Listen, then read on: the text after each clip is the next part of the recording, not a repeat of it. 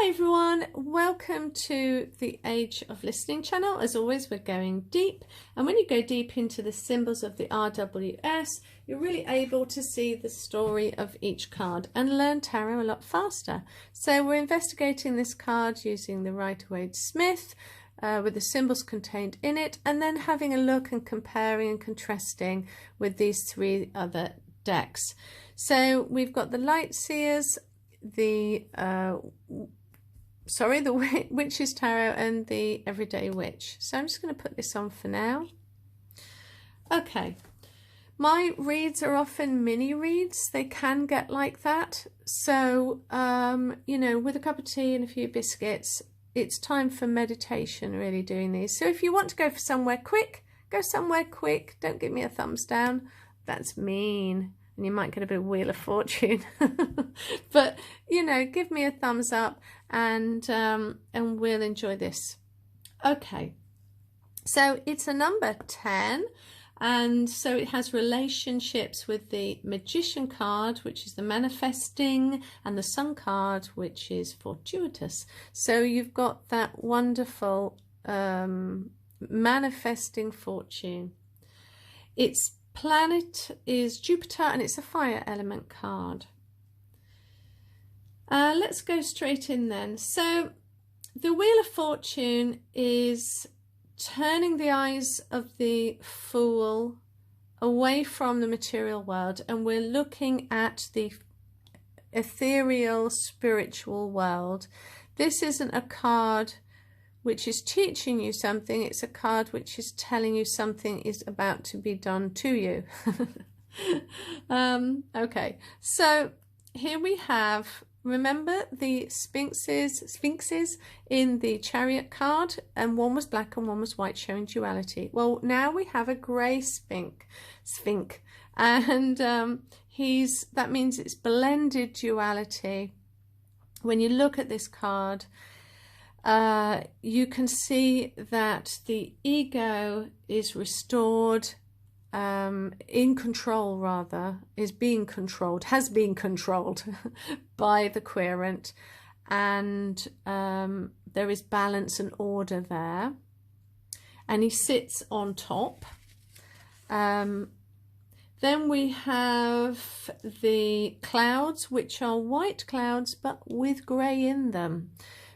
To me, this card can be done upside down, reversed, but I'll be honest with you, I don't think it's needed, because the querent will know if, well, mattering to how awake they are, that you know, if you've had everything's wonderful, and then you get the Wheel of Fortune in your life, it could be that things are definitely about to change, but are they going to be things that you'll not want to happen? Well, that might be the case. So this card is really talking about what goes up must come down, what goes in must go out, what is unseen will be seen. So yeah, mattering to where you are will matter what it means to you, but it's all for the betterment of you, all for the betterment of you, always is. The wheel itself is indicating a vision or a realization, and like all of the major arcana cards, it's going to strike with quite a bit of force. Here, the Wheel of Fortune, you know, is a good example of one of the cards where the Hermit has gone off, turned away from the physical world, and Spirit has shown him this whole life experience that is a game. And when we withdraw, we see a broader perspective and a pattern to things, and we also see that it is a game. And I talk about this in one of my other major arcanas. I can't remember which now. So you've got the 4 evangelists, which are also the and that are prevalent and shown in Revelation. But you've also got the 4 fixed signs in astrology as well. So it's really showing you this card is all encompassing of fire, water, air and earth, and it really evokes, you know, this evidence of the zodiac. It's, you know, and they've got books, they're all about hidden knowledge. You know, it's really biblical understanding that this is all orchestrated and managed for the betterment of you. You've got the 4-letter name of God, Yod, Hey, Vav and Hey. I've probably butchered that. The mysterious name of God. You've got the spokes here are showing the symbols of alchemy, sulfur, water, air and salt. And these speak of transfiguration, transformation again, yeah? All transforming for our betterment, all transforming. This is so that we can go and return back to our higher selves, a spiritual high level, which is our true self, and be in connection higher and higher, better and better with our higher self. We have the symbol of the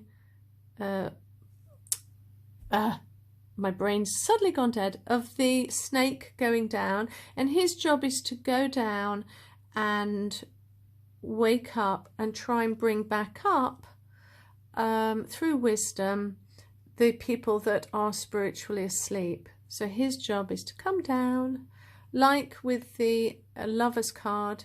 You have the snake coming down from the tree of good and evil to try and wake up the female of the couple so that she can be closer to being more like God.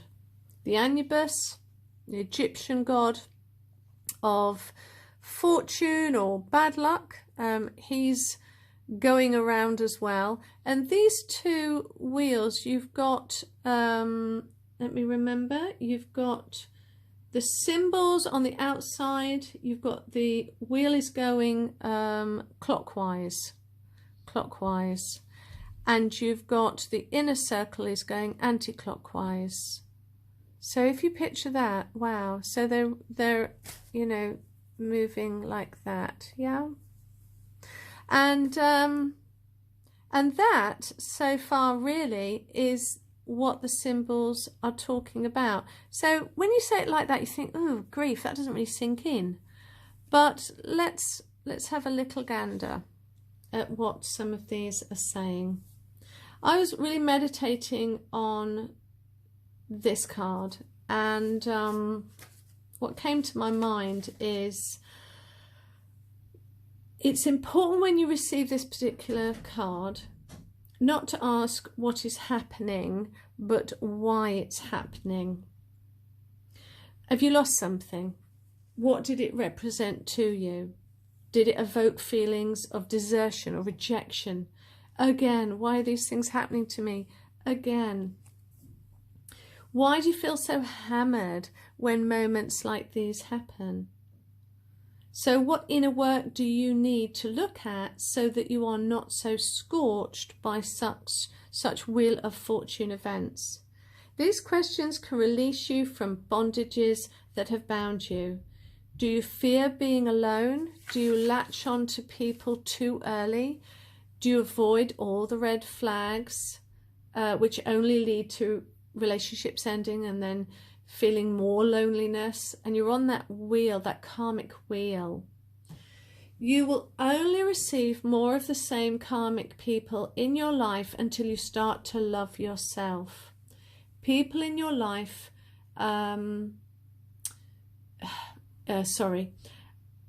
you have to learn to be more discerning about the people in your life, and in discerning you will mirror more and more discerning people back at you. And as you elevate spiritually, you'll meet new people who will be more elevated and less toxic. So I was writing that down and I got this picture. So imagine there's a mirror here between two people. So you've got this person, this is you, and you go, why am I getting toxic people like you? And this card appears to change things up, to help you to evolve. So through prayer and deep meditation and really hearing from your higher self, growing spiritually, you're growing up here. And it's quite a long process, I'll be honest with you, especially if you've got a lot of lessons to learn and you're the type of person that misses red flags. And it's only around kind of up here that you begin to mirror people who are of the same level as you. And when you're at that stage, you might occasionally look down at somebody and go, ooh, I fancy him. But you're more aware of the red flags. They're more apparent because the area that you're in, you're used to people being nicer, less egocentric. And then as you get higher and higher up, the people down here, you're kind of, oh my goodness, you know what? Love them, but leave them. You know, love them, but I can't be around that toxicity. And you'll find that eventually you'll start to meet people higher and higher who mirror your frequency and your energy. And that's what we do. And when you get a Wheel of Fortune card, yes, there can be wonderful things that happen to you. If you're in need of a Wheel of Fortune card, you know that something positive and wonderful is about to happen to you. But if you're the type of person that says, why is it happening to me again? Why is it happening again? You know, this person's gone and left me. It's so unfair. You're on a wheel. You're on a karmic wheel because you're not learning. You're not seeing the red flags. You're not empowering yourself. You're blaming everyone else around you. And you're not actually saying, instead of saying, why me? You've got to actually say, okay, this could be me. What am I doing in this situation to propagate and nourish more of the same things coming to me? So there's two ways to look at this card. Two ways.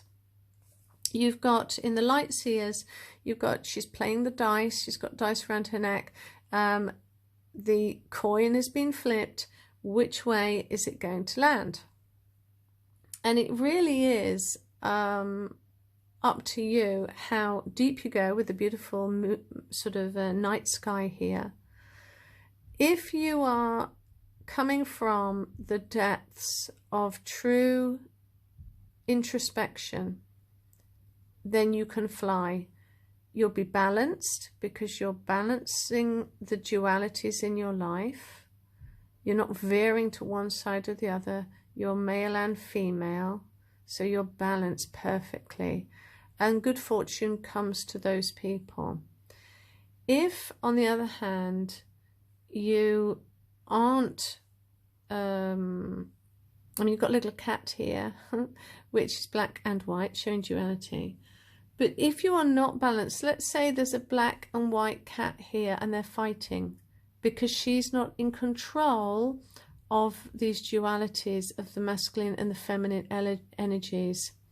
If she's not in balance of those two cats, then roll the dice, because you're about to have a lesson in how to bring those dualities together, be in control of how you think and feel, and not be led by your emotions. Then you'll be able to rise like the Sphinx at the top here of the Wheel of Fortune, and you will be a master of your emotions and your attitude towards others, and you will fly. You know, you'll be in control and good fortunes will be running after you rather than you constantly running after. If you are in a situation where you are running after good things to happen to you and they're not naturally coming to you, but you're running after them, desperately trying to get good fortune, then I would say you're in a wheel of fortune, or you're in a karmic situation. Something is blocking, some attitude that you have is blocking you from being able to receive these good things. Your higher self wants to give you the good things. They're there for you, but you are blocking them because of your attitude from coming into your life, from manifesting into your life. So hopefully that makes some sense. It's hard hitting, I know. I've been on many a karmic wheel. I have subjected myself to many experiences where, by me ignoring red flags, I have walked straight into a dire situation or a silly situation. I've had to do all the learning myself, and it's no easy feat. I've had to remain in the hermit mode for years and years, not necessarily all in one go, but months at a time. I'll go into a hermit mode and then come out of it for a bit, and then I'm then back into it again. That takes diligence, but that's what's required of you. Your higher self requires that of you. Your higher self wants you. You're born into this world where most of us forget who we are, and the whole point of the journey is to remember who we are, and who we are children of God, children of light, whatever you want to call it. But we are spiritual beings first and foremost that are housed in a body. We're not bodies that happen to have a spirit. We are spirits that are housed at the moment in this particular body, and it is our job to return back to God spiritually and to remember who we are as these beautiful, powerful beings who are part of God, who are part God. That's the game. And we need waking up occasionally within the game by our higher self, who is saying, okay, she's not getting it. And there you go. It's kind of game show time again. So when you have something good happen to you, be appreciative. Go, wow, I'm so appreciative. And I tell you, if you come from the right place and you come from the right heart space, luck finds you. Really, it does. I mean, the last 2 days amidst this whole coronavirus, I've been just walking around fine. I've had the best conversations with people. I even got £10 taken off, and I didn't even ask for it, from a wonderful man in a department store. Not that I asked or needed it, but he said, you know what, I'm going to give you £10 off of this purchase. So just because I was a nice human being, I went into a coffee shop, and the lady that served me had a wonderful accent, and I kind of asked her where she was from, because I said, I love your accent, and she said a country, and I said, well, that's not the accent of that country. I know, because and it was Poland, because I've got Polish neighbours. And she went, well, actually, it's a bit of a mixture of this and that. So she told me the countries, and I said, well, it is beautiful. Anyway, I got free coffee. I'm not asking you to go around and suck up, by the way, to people. That isn't why I do it. But my experience has been one of joy. So I've been walking around having a gay old time. I've had a fantastic time every time I step out of the house, because I am trying, well, not even trying, I just am joyful and positive. And that's it. Does it mean that my circumstances are positive? Sometimes, on the whole, no, but I walk in appreciation, and therefore good things find me. And I was with a friend at the time, and I sat down and she went, did you just get your drink for free?